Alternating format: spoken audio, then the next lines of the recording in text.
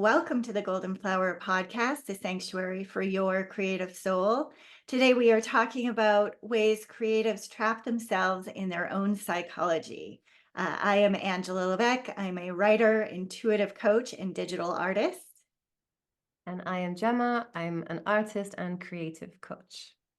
Well, we have a very interesting topic for you today. As I mentioned, we're going to be talking about the different ways that we trap ourselves in our own psychology as we move through our creative process. Now, that might come as the voice of the inner critic. It might come as the voice of our parents. It might manifest in a whole number of ways. And so we're going to talk about the ways that we kind of box ourselves in as we work through our creative process, and the ways that we prevent ourselves from really being authentic and vulnerable as we embark on our creative journeys. Today, I wanted to read a little excerpt from the book, The Creative Act by Rick Rubin. Love, love, love this book. Both Gemma and I are huge fans.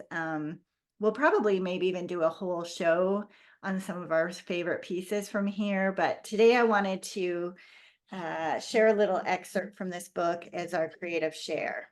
And this is in his chapter. He has little sort of musings, little mini chapters on experimentation. There are countless directions to explore, and we never know which will guide us to a dead end and which will lead us to new realms until we test it. In the case of a song, a vocalist might respond very quickly to a musical track, and the melody will immediately reveal itself. Other times, although the singer finds the musical track compelling, they'll listen to it 1,000 times and nothing will come from it. In this phase, we're not looking at which iteration progresses the quickest or furthest, but which holds the most promise. We focus on flourishing and wait to prune. We generate possibilities instead of eliminating them. Editing prematurely can close off routes that might lead to a beautiful vista previously unseen. In the experimentation phase, conclusions are stumbled upon. They surprise or challenge us more often than they fulfill our expectations. The heart of experiment is mystery. We cannot predict where a seed will lead or if it will take root. Remain open to the new and unknown. Begin with a question mark and embark on a journey of discovery. Take full advantage of the energy inherent in the seed itself and do whatever's possible not to disturb it. You may be tempted to intervene and to steer its development toward a specific goal or preconceived idea. This may not lead to the most productive of its possibilities at this stage of the process. Allow the seed to follow its own path towards the sun. The time to discriminate will come later. For now, allow space for magic to enter. I love that. My favorite line here is the heart of experiment is mystery. And I love this idea because as we talk today about the ways that we kind of trap ourselves, we have to remember that I like the idea of thinking of things as seeds, and that we need to give them the opportunity to germinate and sprout and all of those beautiful things. And if we get too caught up in whether it's that inner critic or some of the other ways that we're going to discuss that we trap ourselves, we don't, we kind of stop its growth before it even has the opportunity to get started. What are your thoughts?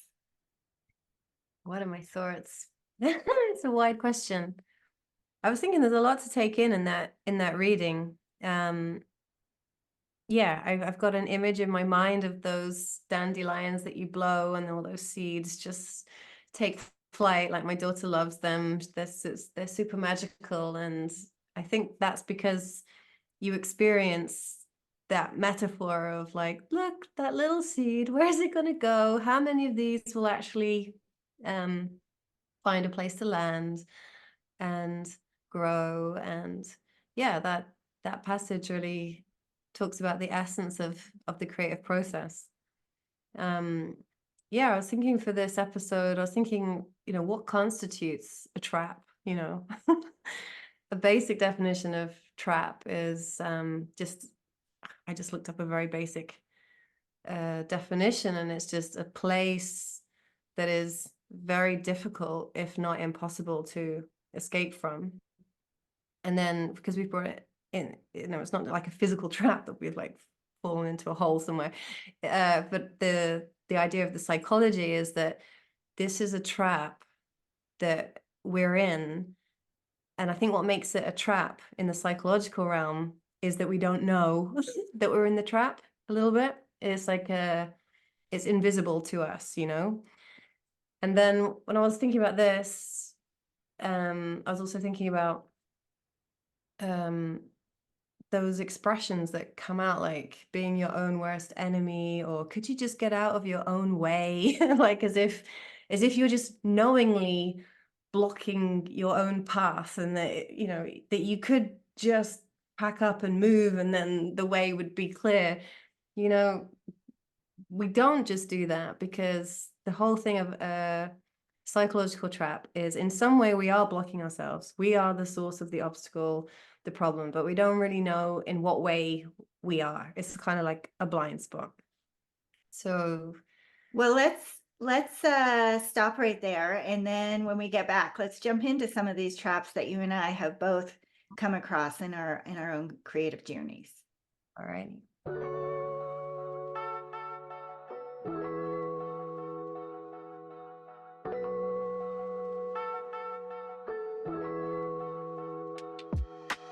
All right. Well, as I mentioned before the break, we are talking about the ways that we as creatives trap ourselves in our own psychology. So, Gemma, I'm going to let you start us off on this conversation. Which way to go? Well, we mentioned briefly like a trap in this context being like, how have you ever had someone say to you, could you just get out of your own way? Have you ever experienced that? Uh, I'm not sure that somebody's ever specifically said that to me, but I can appreciate the sentiment, and for sure, there's ways that I trap myself. Mm-hmm.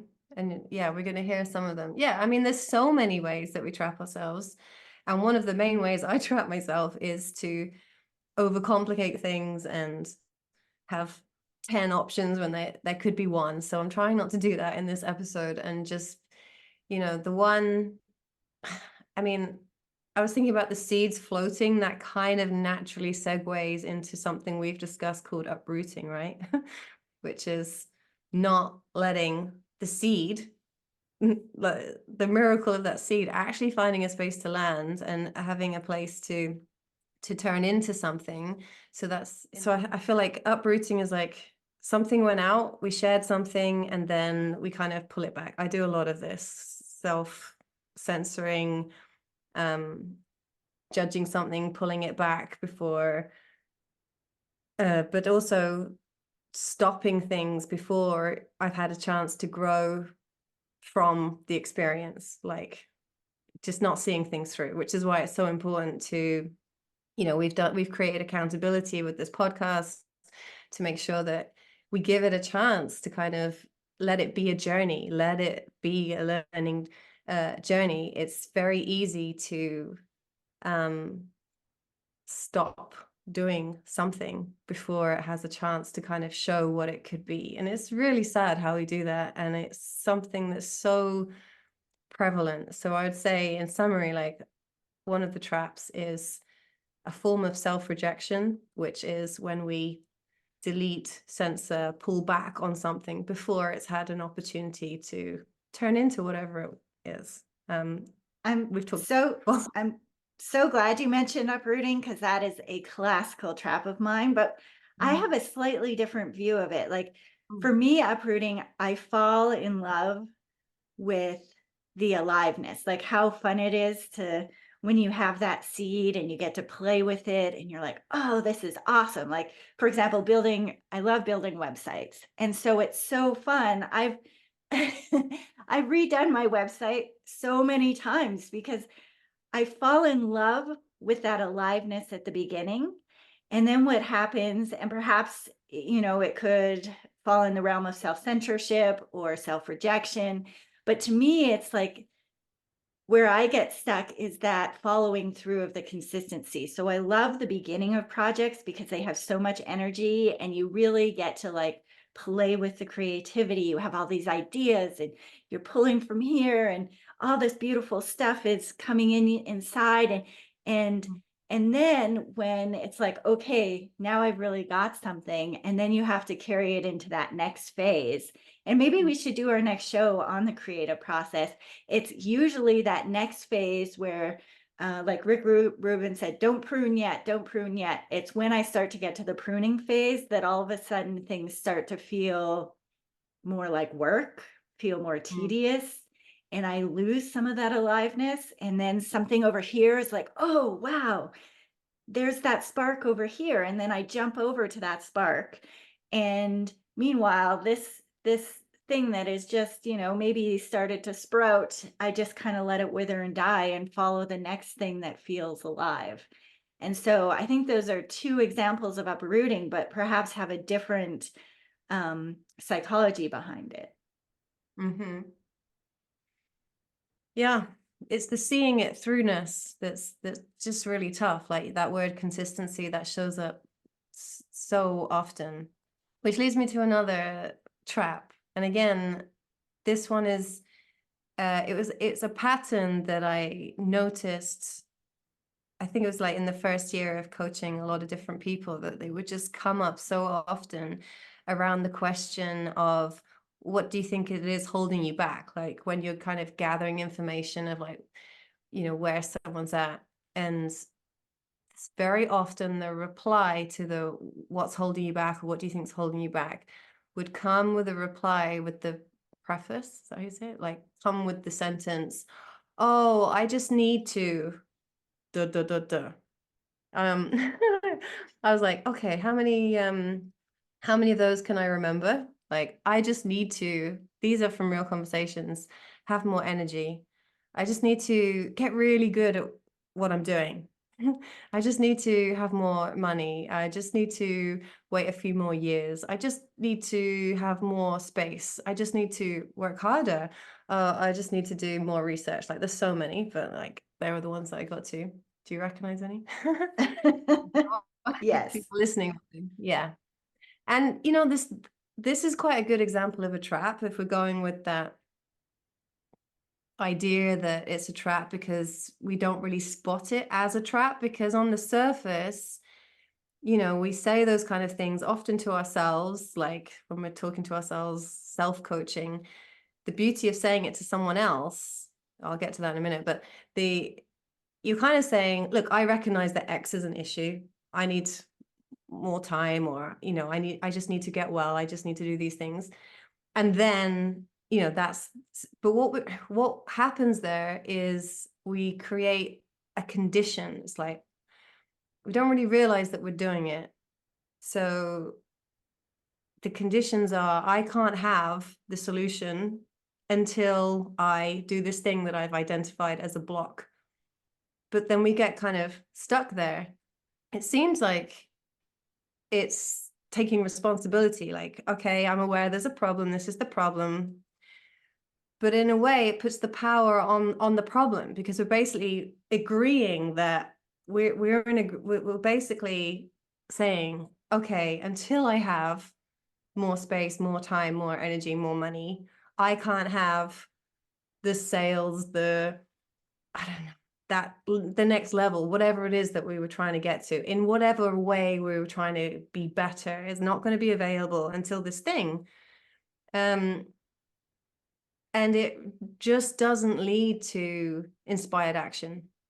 It's a classic example of a habitual mental loop. And in my experience, the only thing that really interrupts that loop and that thinking is that if you tell that story, because it is a story, it's a story that we collude with ourselves, like, yeah, that's right, I just need, if I had more time, if I just had more time, then I'd be able to get all this work done, or whatever it is.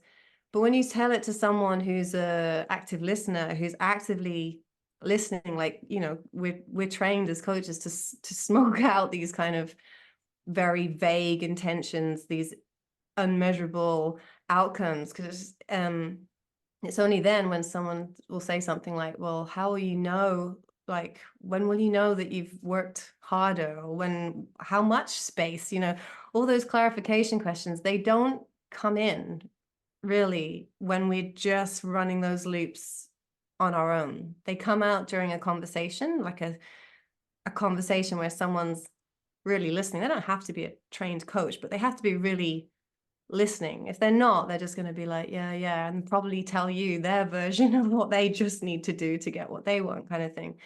I think this is a really good example of an insidious trap, and we all have versions of that. And I know many people who are incredible coaches who will still fall into the trap of making a sentence like that, often when they're tired, depleted, overwhelmed, or whatever. It's just, I was like, what is this about?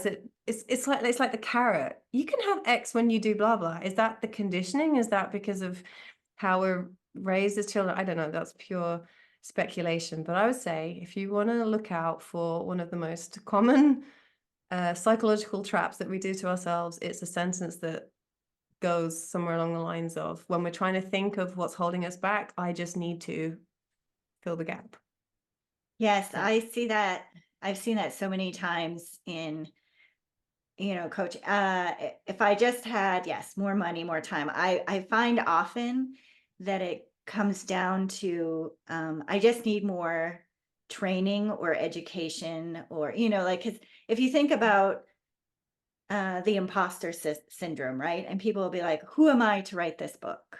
Who am I to call myself an artist? Who am I? You know what I mean? It's that idea of, if I had a little bit more expertise, or if I had a little bit more training or a little bit more education, then it would be okay for me to put this out there.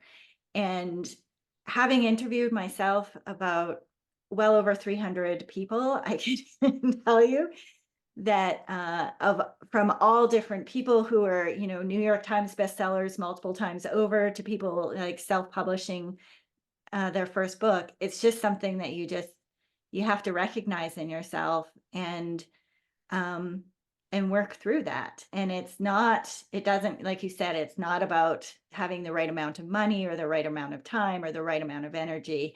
Those are all just ways that we try and prevent ourselves from, I think, stepping into what I would call like our big self.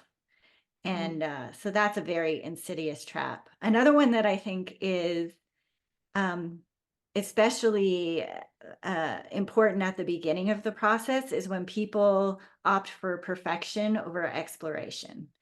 So even something as simple as, like, you're wanting to write something down. Say you're going to write an article and you start writing, and you get caught up on all your typos and, your grammar mistakes, and then you're like, oh well, that doesn't really, just especially at the beginning, in that when you're still playing with the mystery and you're not wanting to start pruning things, you just have to allow yourself to just, put pen to paper, or put brush to canvas, and just see where it goes. Like, be in like in a dance with that mystery, and just allow it to come out. And what I love about that, there's been so many times when I've started to like write an article, and then I just allow myself to just keep writing. And I realize that I'm actually writing a different article than the one I sent out, like, with, sitting down to write. And I realize, like, you got to let yourself play with that. So, especially in the beginning, just value exploration over perfectionism. I like it. I feel like I might fall into a category the other end of the spectrum, that that's all I do sometimes is I go with it, see where it goes. And I trap myself. I need to have the discipline to go back and do the pruning and do the refinement, and remember sometimes the focus and the point. So I think it does come down a little bit to knowing, which way you lean. Do you tend, I, you know, I don't really have a problem with self-censoring when it comes to, like, writing vast quantities, for example. But I know a lot of people do, and that's the point that you're making. Is like, nothing's gonna you're not going to have anything to work with if you don't just let it go, if you don't be in that place of experimentation and possibility and everything that the Rick Rubin quote was kind of illustrating there, that there's got to be this kind of discovery element going on. And it takes a bit of practice. If that's difficult for you, it's going to take a bit of I don't know what the word is, holding. Another thing that he talks about in this book is about the rules. And I find that people get really caught up in the rules of things. So even, for example, say I'm leading somebody through like an exploratory guided meditation where we're we're wanting to kind of get what's in the inside, like what's in our subconscious mind to like come out. And say I'll be leading them and, you're going across a field and you see a cabin, but that person in their mind doesn't see a cabin. They see a giant oak tree, but they're so worried about seeing the cabin that then all of a sudden, instead of going with that oak tree, they're like, oh, no, no, no. Okay. They're like going into this really like kind of forceful position of like, I need to see this cabin. And you're like, no, but what's being revealed is the oak tree. You got to be able to go with that. But people, I think another trap is they get caught up in the rules. Like, no, it's supposed to be this way. And, if I'm writing, I have to follow all the conventions. If I'm writing a screenplay, I have to follow. And I think there's something to be said for understanding the rules, but there's something to be said for just allowing yourself to just go and go with what's presented versus trying to make it fit into a form of some idea that you have in your head. And I think that's at least for myself, it can be a common trap as well, and that I see with my clients all the time. Yeah, I mean, isn't it so much that often creative people are making the leap towards a more creative life precisely because they don't want to follow the rules, because they don't want to be following such a rigidity, or I can't say the word, Rigidity. rigidity. But I think one of the biggest traps is feeling trapped by it takes a huge leap to kind of rearrange your life, to kind of prioritize the creative life, or make the reach for being a creative professional in some way. And then it's such a big topic to talk about, but it's very rare to talk to someone who's made that decision to bring their creativity to the center of their existence and not be feeling the pressure in some way about how to make that work. If you're an individual working alone, if you're also working other jobs just to support things, and this, I don't know, it wasn't really the point that you were making, but I was just like, when you were talking about breaking the rules, and I was thinking, oh, that's one of the big pulls that pulls the creative towards certain professions and certain, a certain lifestyle and whatever, is just this strong desire for flow. I think that was what got me, is to say, you were talking about flow and how important it is. And there's so many people like, yes, I want that flow. I want that to be the way that, to have that and not be so constrained. And then very quickly we discover, actually, I'm working way harder and I'm not getting paid, and all these kind of things. But again, it's it's too big to kind of use flippant examples, because there's plenty of very good real life examples that we can go into proper detail and really flesh out that trap of, I jumped out of that trap because I didn't feel enough freedom, and I've jumped into this trap, and in many ways I have less freedom. I mean, I could say I know both of those, and I kind of prefer the one that feels like, ooh, what's coming to mind is when you feel trapped pursuing your creative endeavors, I almost know that I've kind of got addicted at some points to the possibility that I can note the sentence, I can just, I just need to, and I'll get out of this trap. I just need to, blah, blah. So this feels like when you're in a trap of your own choosing, like that you have way more potential to get out of it if you could just crack the code, crack the equation, just have more XYZ.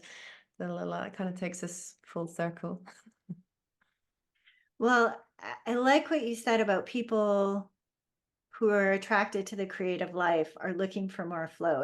And that's something that I see a lot with like the demographics that I coach is there's they feel overwhelmingly burdened by a sense of conformity. So they may Mm. like to introduce more creativity into life. And that might even just be like dressing a little bit more like flowy, a little bit more colorful.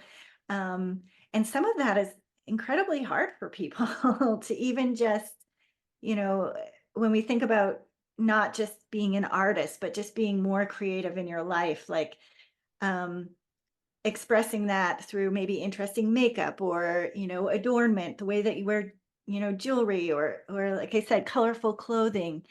Um, But it isn't the colorful clothing or the jewelry. It's whoever it is who's choosing that feels like they're expressing more of themselves, you know. So yes, for some people it's the opposite. For some people it's that, or sometimes it's getting more minimal or stylish in some particular kind of way. But whatever it is, it's that confidence to be like, actually, I'm choosing this because I know it's more me and I want to express that and let that be known and seen. And it's very big. I agree. Not that it's a big step for a lot of people.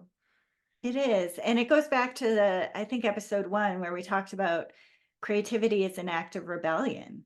Mm. Because I think a lot of people, especially as you get older and, you have, public personas or you're the leader at the school or whatever, and they feel a sense of being confined and not being able to really kind of put out maybe a little bit more of their their sassiness or creativity or whatever it is. And I think breaking out of that is not only, I think, freeing from a creativity perspective, but just from living more authentically in your life.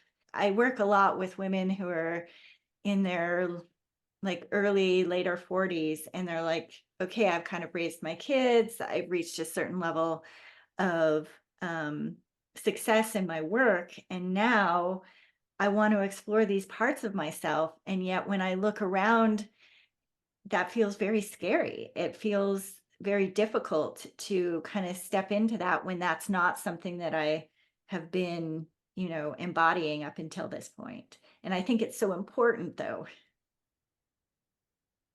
It's so important. I mean, I think there's definitely a correlation between, because I'm thinking about people that I've worked with who wouldn't at all describe themselves as artists or even creatives, like, working in corporate realm, for example. Um, but like you say, wanting to reclaim a part of themselves and like exploring some painting, for example, just, we've never spoken in those sessions directly about self-image or, wanting to express differently in life, but just through engaging in something like paintings and having an experience of that flow state just has a direct knock-on effect that I noticed there is a subtle, sometimes not so subtle change in someone's appearance. They haven't consciously made that, but there's something that happens that they've re-remembered that there's a part of them that can uh, work more in the present moment and get into those flow states. I mean, I was when we use the word flow, I really realized that it has a big charge for me, and as part of like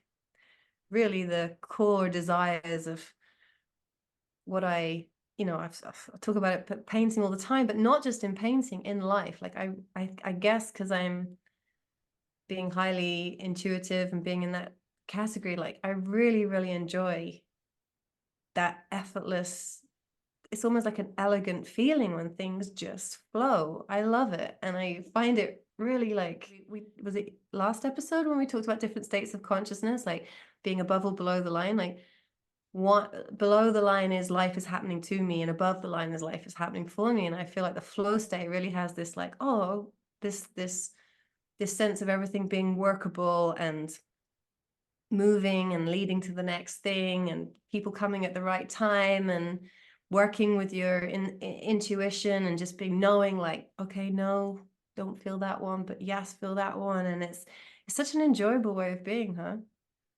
Not quite Yes. what we Of course. true to form, taking us somewhere else. You had a point that you wanted to make about surrender that I thought was really interesting. Are you ready to go there? I think I was musing on how surrender is such an important part of the creative process, but like everything, it has its shadow. And I think I was just considering, when is something a surrender and when does something become passive, and when does a more pure form of surrender become escaping out of taking action because you're just kind of surrendered into this, it's all happening, I don't really need to do too much. It's a very delicate thing. Yeah, if you talk about flow, you talk about surrender, but we do need to take action. I just know that I know in one way really works for me, and I know that sometimes when I get really like, right, I'm taking charge of things, I'm gonna firm this agreement up and I don't know if it must be the energy that I put behind that, but it rarely goes as well. So like I create the obstacle. I get all like, right, I need to firm this up. um There's a line between being passive and going with the flow. And I mhm, think going with the flow is quite an active dynamic state right. Yeah. versus when you're passive and you're just kind of like waiting for things to come to you. And I think that there's a difference there. And that's actually another trap I wanted to talk about, especially because, I come from a more like spiritual community. That idea of you were almost talking about spiritual bypassing, like Mm, where you go, kind of directly to the love and light without actually processing things. Like I have a lot of people in my life that are like, no, I don't watch the news. I don't pay attention to anything. I have to make sure that everything stays high vibe. And we gotta, just keep our eyes just really focused up here. And I think from a creative perspective, also from I think a healthy mental health perspective, sometimes we have to not sometimes we have to allow some of that yuckiness, even if it's not beautiful, even if it doesn't, look aesthetically pleasing or it doesn't sound aesthetically pleasing to the ear. Like sometimes we've got to wrestle with some of that darker stuff because it doesn't just go away, right? And so I think what happens then is we kind of just, we swim in the shallow end of the pool. And that doesn't produce good art, I don't think it produces a good life, um, if we're just kind of not paying attention to some of the murkier stuff. And I think that that's where we have the opportunity to kind of work through that. So if we're always just like, no, we got to keep it light, we got to keep everything as high vibrational as possible.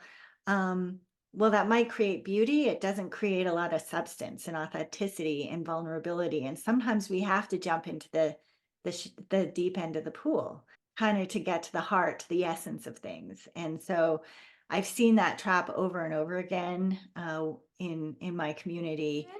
If it doesn't feel good, I don't want to do it. Yeah. Mm-hmm. And let's face it, sometimes art is dark and messy, and you know, uh, Chuck Palahniuk, who wrote, is that his name? Yeah, Yeah. Yeah. yeah, who wrote Oh, Fight Club, and I've read a few of his stuff. He's such a monster. great writer, but Monster.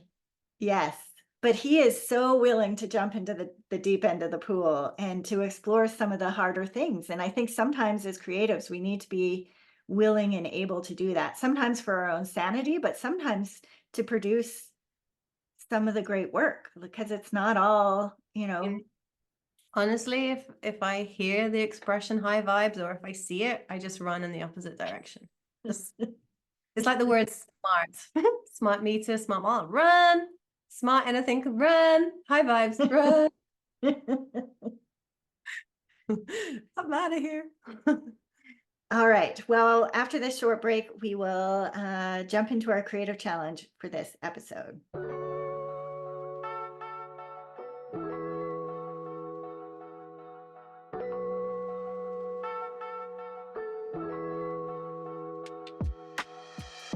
All right. Well, we've been a few weeks since we've done a podcast, and the last creative challenge we ended on was journaling on the idea, is your dream still your dream? This sent me into a tailspin. It was interesting. So I started journaling, and I decided actually to go way back and kind of like look at chunks of my life. Um, and think about, like up until I was 18, what was my dream? And then 18 to like 28, what was my dream? And 28 to 38, what was my dream? And now, I'm 46, and I looked at like what were the common themes between them? What was going on in my life that was really like supporting that dream? And I realized that indeed my dream is not it was no longer my dream. And this is kind of why I feel like I've been kind of floating the last few years, is because I've been half-hearted, because I've been pursuing something that was no longer in resonance for who I am. So it was a really, really powerful uh exercise for me to do, and kind of why we haven't done a not because of this show, but both you and I kind of had a little we were spun out a little bit from that A little exercise. So breakdown.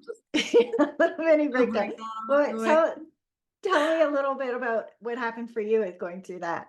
I can't. It's too close to her. Too close. I'm someone that I mean, I had a existential crisis, of course. I mean, I've had so many. I should be good at them by now. And it's honestly, you're gonna have to ask me in like a couple of weeks. Don't let me. Okay.